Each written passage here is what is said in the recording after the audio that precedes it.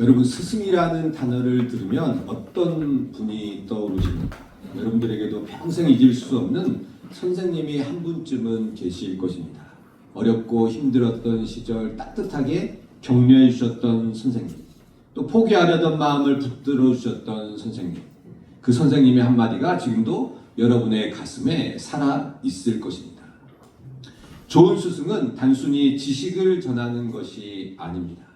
삶을 가르치고 길을 보여주고 또 제자의 인생을 바꾸어 놓습니다. 그런데 오늘 우리는 이 세상 그 어떤 스승과도 비교할 수 없는 하나님이 보내신 예수님의 이야기를 보고 있습니다. 가장 높은 곳에 계셨던 분이 가장 낮은 곳으로 내려오셨습니다. 전능의 옷을 벗고 유한의 몸이 되신 분, 무죄한 의인의 고통을 겪으시면서도 끝까지 사랑을 포기하지 않으셨던 분이 바로 이 예수님이십니다. 예수님은 우리를 구원하시기 위해 이 땅에 오셨습니다. 사람을 사랑하시기 위해서 친히 사람이 되셔서 우리처럼 먹고 마시고 주무시고 울고 웃으셨습니다. 그리고 지극히 평범하면서도 아름다운 일상을 제자들과 함께 하셨습니다. 물고기 잡는 어부를 찾아가셔서 나를 따르라 라고 부르셨습니다. 세리의 집에 들어가셔서 밥을 함께 드셨습니다. 아픈 사람의 손을 잡으시고 울고 있는 사람 곁에 함께 앉으셨습니다. 그러나 제자들은 그 완벽한 스승을 곁에 두고서도 이 예수님을 온전히 믿지 못했습니다. 고통받는 스승을 마주하게 되자 제자들은 도망치고 맙니다. 배신과 도망, 이것이 제자들의 민낯이었던 것입니다. 그리고 이것이 오늘날 우리들의 모습이기도 합니다. 그런데 이 완벽한 스승은 복수와 책망이 아닌 다른 길을 선택하셨습니다. 그것은 바로 사랑의 길이었습니다. 배신하고 도망친 제자들을 용서하시고 다시 제자로 불러주셨습니다. 그리고 이 세상을 떠나시기 전 마지막 유언처럼 당부의 말씀을 남기셨습니다. 오늘 우리가 함께 나눈 마태복음 28장의 말씀, 이른바 지상 대명령이 바로 그 당부의 말씀입니다. 오늘 이 말씀이 여러분의 마음에 깊이 새겨지길, 그리고 새 힘과 새 사명을 얻어 돌아가시기를 간절히 바랍니다. 부활하신 예수님이 갈릴리 산의 제자들을 부르십니다. 그 자리는 참으로 복잡한 자리였습니다. 성경은 그 장면을 이렇게 기록하고 있습니다. 오늘 본문 28장 16절에서 17절 말씀을 보면 11 제자가 갈릴리에 가서 예수께서 지시하신 산에 이르러 예수를 배웠고 경배하나 아직도 의심하는 사람들이 있더라 라고 이렇게 말씀하고 있습니다. 바로 예수님이 부르신, 제자들을 부르신 갈릴리 산은 경배하는 자들이 있는가 하면 의심하는 자들도 있었다는 겁니다. 그러니까 경배하는 자와 의심하는 자가 한 자리에 있었습니다. 부활하신 주님을 보고서도 아직 의심하는 사람들이 있었다라는 겁니다. 여러분, 얼마나 솔직한 장면입니까? 성경은 제자들의 약점, 제자들의 부끄러운 모습을 감추려고 하지 않습니다. 불과 며칠 전까지만 해도 예수님을 버리고 도망쳤던 사람들, 베드로처럼 예수님을 모른다라고 부인했던 사람들, 도마처럼 내가 직접 보기에는 믿지 않겠다라고 했던 사람들이 바로 이 제자들이었다라는 겁니다.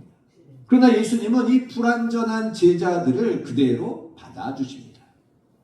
예수님을 온전히 신뢰하지 못했기에 예수님이 로마 군사들에게 붙잡히자 다 도망쳐 버렸습니다. 상처 입은 스승에게 등을 돌려버렸고 본래 살던 곳으로 돌아가 본래 살던 모습으로 하루하루를 살아가고 있었습니다. 예수님과 함께 했던 3년이라는 시간이 마치 신기루처럼 다 사라지고 말았습니다. 그런데 예수님은 이렇게 모든 것들을 다 포기한 이들을 다시 제자로 불러주십니다. 꾸짖지 않으십니다. 실망했다라고 말씀하시지 않으셨습니다. 오히려 그들에게 놀라운 사명을 맡겨주십니다. 오늘 보면 19절 말씀입니다. 그러므로 너희는 가서 모든 민족을 제자로 삼아 아버지와 아들과 성령의 이름으로 세례를 베풀고 라고 이렇게 말씀합니다. 가서 제자로 삼으라 라는 이 말씀은 단순한 명령의 말씀이 아닙니다. 이것은 예수님께서 얼마나 제자들을 신뢰하고 있는지를 보여주는 말씀입니다.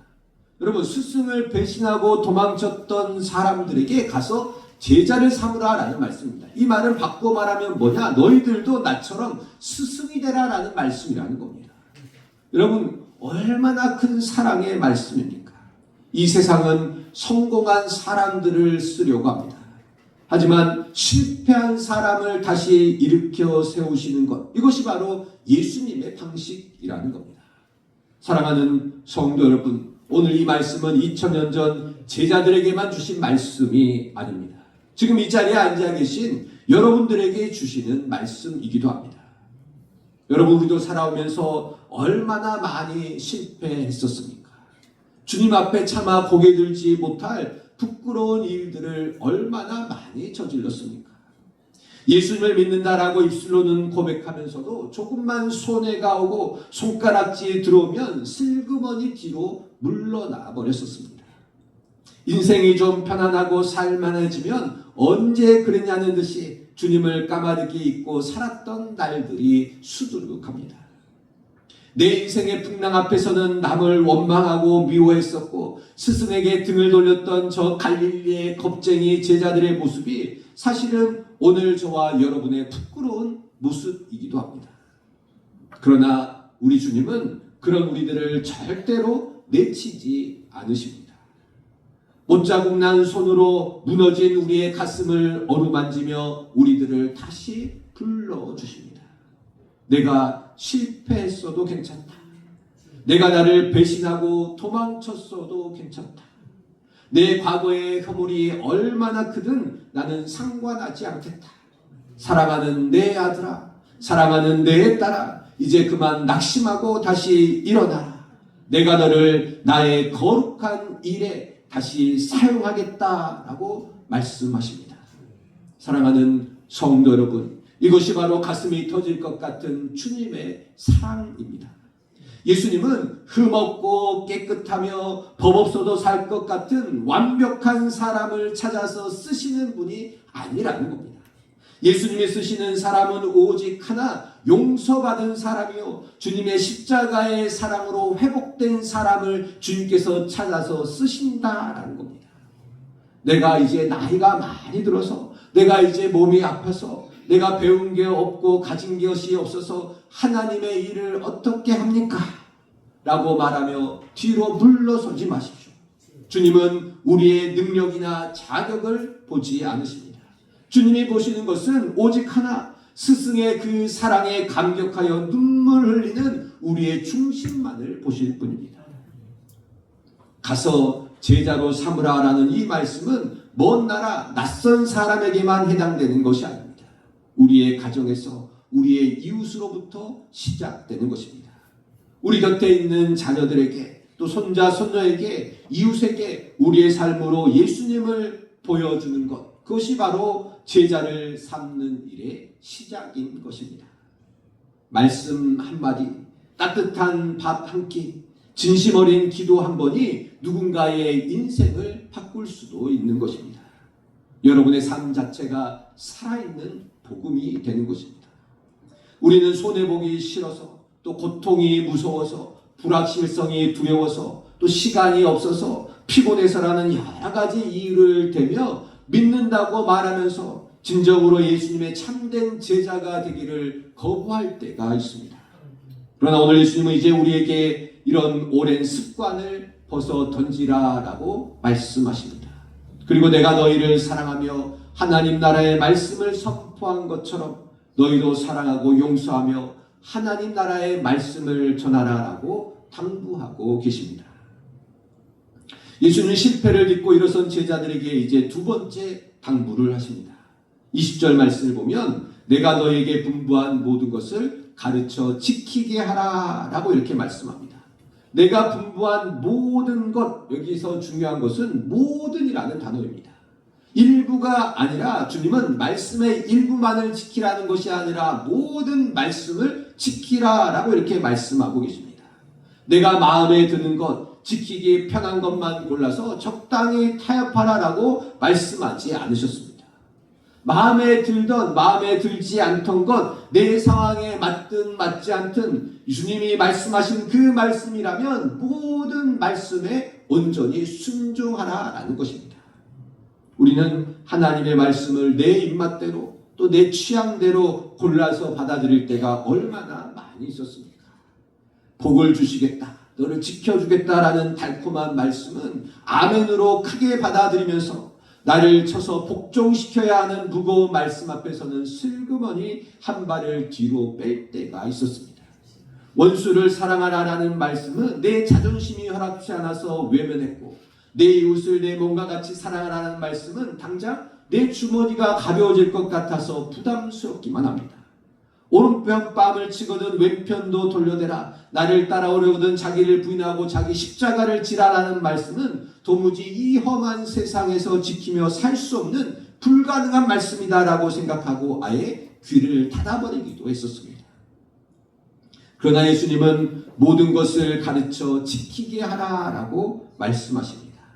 주님의 말씀은 우리의 취향에 따라서 더하거나 뺄 수 있는 것이 아닙니다. 오직 진리로 받아들여서 그 말씀대로 살아가야만 하는 것입니다. 그 말씀 앞에 내 계산과 내 생각을 쳐서 복종시켜야 하는 것입니다. 물론 이 말씀대로 살아가는 것이 얼마나 어려운 일인지 모릅니다. 그래서 세상 사람들은 그런 우리들을 보고 때로는 미련하다라고 손가락질할지도 모릅니다. 남들은 다 자기의 이익을 챙기며 살아가는데 낮은 사람들의 발을 닦아주고 원수를 먼저 용서해주고 내 손해를 감수하며 베풀고 나누는 삶은 세상의 기준으로 볼 때는 어리석어 보이기 짝이 없는 모습입니다. 하지만 여러분 기억하십시오. 세상의 기준으로는 미련해 보일지라도 하나님의 기준으로는 그것이 가장 지혜롭고 위대한 인생인 것입니다. 합리와 효율성을 하는 이 세상의 잣대를 이제는 내려놓고 우리는 오직 주님의 말씀에 절대적으로 순종하며 믿음으로 그 길을 걸어가야 하는 것입니다. 그럴 때 하나님께서는 우리들의 삶을 반드시 기억해 주실 것입니다. 우리가 완벽하게 살지 못해도 괜찮습니다. 주님이 보시는 것은 우리의 완벽함이 아니라 하나님의 말씀대로 살고자 몸부림치는 우리의 중심을 보시는 겁니다. 넘어져도 다시 말씀을 붙잡고 일어나고 손해를 보면서도 주님이 사랑하라고 하셨으니 내가 먼저 손 내밀겠다라고 결단하면서 내 연약함을 울부짖으며 기도하는 그 삶이 바로 주님이 찾으시는 참 제자의 삶인 것입니다. 내가 여전히 흔들리고 부족할지라도 그 흔들림 속에서조차 주님의 말씀을 뼈대로 삼아 굳건히 살아갈 때 우리의 인생에서는 세상이 줄 수 없는 거룩한 천국의 열매가 맺히게 될 것입니다. 오늘 이 시간 내 생각과 고집을 다 내려놓고 주님의 모든 말씀에 아멘으로 순종하며 주님이 걸어가신 그 영광스러운 제자의 길을 다시 한번 묵묵히 걸어갈 수 있게 되기를 바랍니다. 예수님의 마지막 당부는 이제 명령이 아닙니다. 약속의 말씀이었습니다. 가장 따뜻하고 가장 강력한 약속의 말씀이었습니다. 20절 말씀을 보면 볼지어다 내가 세상 끝날까지 너희와 항상 함께 있으리라 라고 이렇게 말씀합니다. 세상 끝날까지 너희와 항상 함께 있겠다라는 이 예수님의 말씀. 이 예수님의 말씀은 제자들에게 사명을 주신 후에 이제 너희들이 사명을 받았으니 너희들 혼자 가라라고 말씀하신 것이 아니라는 겁니다. 예수님이 내가 너희와 함께 하겠다, 내가 너희들과 함께 가겠다라고 말씀하십니다. 여러분 얼마나 큰 위로의 말씀입니까? 혼자서는 결코 감당할 수 없는 일을 주님이 함께 해주시니 두려울 것이 없는 것입니다. 주님의 사명은 이처럼 언제나 주님이 동행해 주시겠다는 약속과 함께 주어지는 겁니다. 예수님은 우리를 팬이 아닌 제자로 부르셨습니다. 팬은 좋을 때에만 응원하는 사람들이 팬입니다. 팬은 무대 위에 있는 화려한 스타들을 바라보며 즐기는 사람들입니다. 그러나 제자는 다릅니다. 제자는 스승이 하는 일을 따라서 똑같이 행하는 사람들이 제자들입니다. 스승이 걸어가는 그 길을 똑같이 따라 걸어가는 사람들이 제자들이라는 겁니다. 스승이신 예수님께서 하신 일이 무엇이었습니까? 낮은 자의 발을 직접 닦아주셨습니다. 강도 만나 죽어가는 이들의 이웃이 되어주셨습니다. 의를 위해 핍박을 받으셨습니다. 자신을 낮추고 다른 사람들을 섬겨주셨습니다. 이런 삶은 상상 속에서 우리가 생각할 때만 멋진 삶처럼 보이지만 직접 현실에서 살아내기는 쉽지 않은 일이었습니다. 그래서 아멘하고 외친 후에도 자연스럽게 우리는 이 부르심을 잊어버리고 살아왔었습니다. 그렇게 살아보려다가 지치기도 했었습니다. 때로는 오해를 받기도 하고 손해를 보기도 하고 상처를 입기도 했었습니다. 세상 풍파에 부딪히며 복음을 위해 살아가다가 정작 아무도 내 마음을 알아주지 않는다라는 지독한 서러움이 밀려올 때도 있었습니다. 나 혼자만 손해보는 것 같고 마치 이 세상에 혼자만 덩그러니 내버려지는 듯한 깊은 고독에 휩싸이기도 합니다. 그때마다 여러분, 주님께서 주신 이 마지막 위대한 약속의 말씀을 기억하십시오. 볼지어다 내가 세상 끝날까지 너희와 항상 함께 있으리라. 사랑하는 성도 여러분, 우리 주님은 결코 우리를 혼자 두지 않으십니다. 세상 사람들이 다 등을 돌려 외롭고 쓸쓸할 때에도, 육신의 질병과 삶의 무게에 지쳐 금방이라도 쓰러질 것 같은 그 순간에도 주님은 단 한 번도 여러분들을 떠난 적이 없으십니다. 항상 함께 하셨습니다. 세상 사람들은 우리들의 그 눈물겨운 수고를 몰라줄 수도 있습니다. 자식들도 부모의 속 깊은 헌신을 다 알지 못합니다. 그러나 온 우주의 주인 되신 우리 하나님 아버지는 모든 것들을 다 알고 계십니다. 여러분들이 새벽제단에 나와 엎드려 흘린 눈물을 아시고 골방에서 자녀들을 위해 가슴을 쥐어짜며 드린 그 기도를 들으셨고 남몰래 이웃을 섬겼던 그 아름다운 손길들을 하나님께서는 낱낱이 기억하고 계십니다. 바로 주님이 알아주십니다. 주님이 기억해 주십니다. 여러분, 그거 하나면 충분하지 않습니까? 여러분, 지난 날을 한번 되돌아보십시오.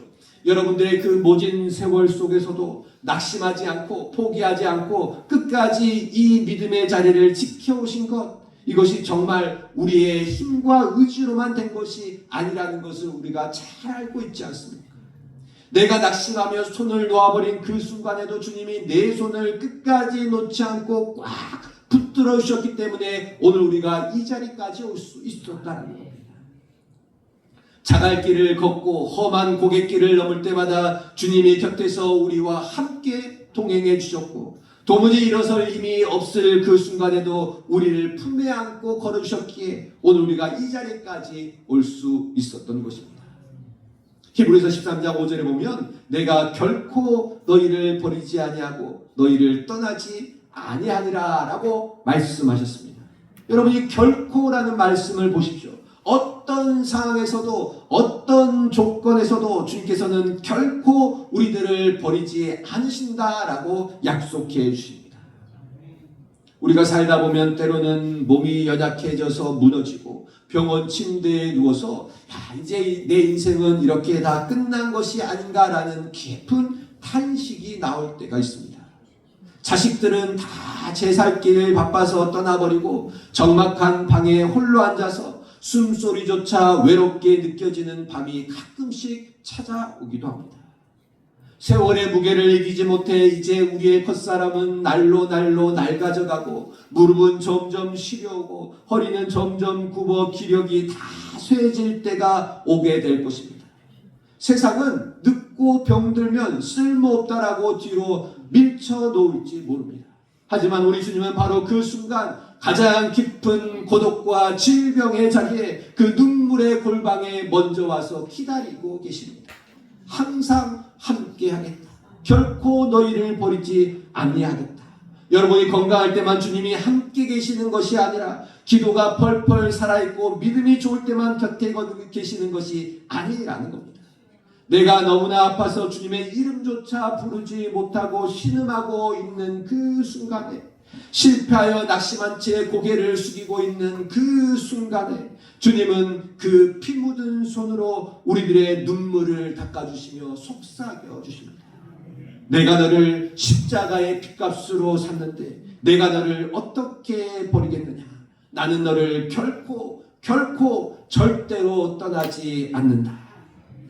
사랑하는 성도 여러분, 이 결코의 약속이 여러분들의 남은 여생을 든든하게 붙잡아줄 영혼의 보증수표와도 같은 말씀입니다. 앞으로 여러분의 삶에 어떤 바람이 불어오고 또 어떤 고갯길이 나타날지 우리는 아무도 알 수가 없습니다. 그러나 이 세상 끝날까지 우리의 손을 잡고 결코 놓지 않으시는 이 임마누엘의 약속이 있기에 우리는 비록 요양원 침상에 누워 있을지라도 혼자 외로이 거처할지라도 당당할 수 있는 것입니다. 사랑하는 성도 여러분, 진리를 행하는 우리는 결코 혼자가 아닙니다. 주님께서 세상 끝날까지 우리와 함께 하시겠다라고 약속하셨기 때문입니다. 이 약속이 있기에 오늘도 우리는 어떤 사명, 어떤 어려움도 감당할 수 있게 되는 것입니다. 주님이 함께 하시면 길이 없는 곳에 길이 열리게 될 것이고 힘이 없는 곳에 힘이 생기고 소망이 없는 곳에 소망이 생기게 될 것입니다. 사랑하는 성도 여러분, 오늘 우리는 마태복음 28장 말씀을 통해 부활하신 주님의 마지막 당부를 함께 들었습니다. 진리가 사망 선고를 받은 날이었습니다. 예수님께서 십자가에 못 박혀 돌아가신 날이었습니다. 그러나 사망 권세도 진리의 빛을 가릴 수는 없었습니다. 마침내 예수님은 부활하셔서 갈릴리 산으로 다시 돌아오셨습니다. 그리고 경배하는 자와 의심하는 자가 혼재하는 그곳에서 선포하십니다. 첫 번째로 가서 모든 민족을 제자로 삼으라라고 말씀하셨습니다. 실패하고 도망쳤던 제자들을 다시 일으켜 세워주시며 사명을 맡겨주셨습니다. 우리도 마찬가지입니다. 연약하고 부족해도 실패하고 쓰러졌어도 주님은 우리를 다시 불러주십니다. 우리의 가정에서 우리의 이웃 가운데에서 삶으로 예수님을 증언하는 증인이 되십시오. 두 번째로는 내가 분부한 모든 것을 가르쳐 지키게 하라라고 말씀하셨습니다. 말씀을 편의에 따라서 골라 받아들이는 것이 아니라 온전히 받아들이고 그 말씀대로 살아가야 하는 겁니다. 완벽하지 않아도 괜찮습니다.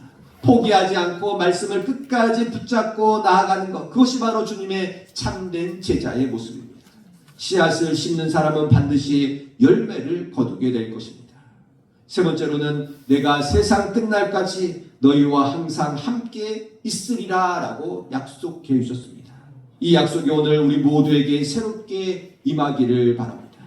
몸이 아파도 앞날이 막막해도 외로워도 주님이 함께해 주십니다.